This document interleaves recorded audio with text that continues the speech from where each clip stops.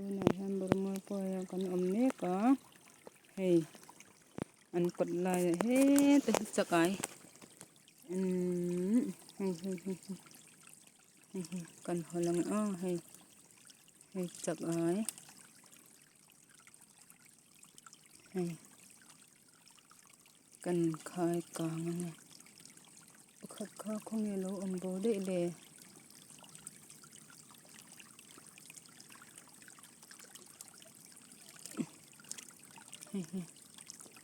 hey chakayan nya pahni an amma an kot lai ya ti han hey te hi pakhat an nya dang kan zong je lang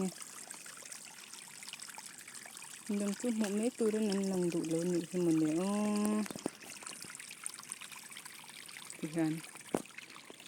an lung te po hi tha nya ti han le hi an luang dem me ne zo tui thiang tim kak mai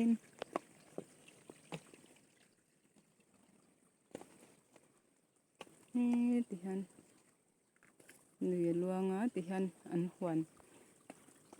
an kho chung an de um nei chu ti hian huan an nya bu te an chinga so thing khi ta khi in ani le ta a changkha he ta he bu te an chinga chuan ti hian hayan kong an nya ti hian ku ba huan lungpui te ti hian a om riau hruawa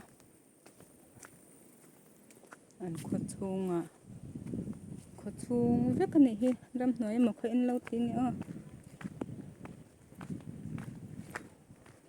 kani fapa te in an nya he te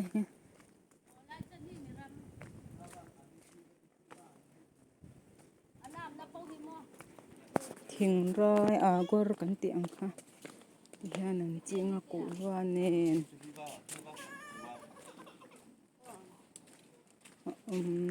leka a khat de ne ku ta khu phai chuan he ta hian ti hian an in kara in khat na chu an ril ru hi a hmun khat an nya ta ka jatinga lui jatinga hi lai khun bokda uma kilometer za borbel dinga an hisab ana chu achim met a somri borbel tulani nga tin ka khom ngai ban tlang hi ngai ban tlang an na ye lai hin chu da tinga badung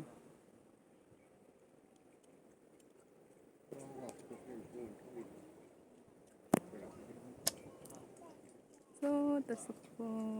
pakhat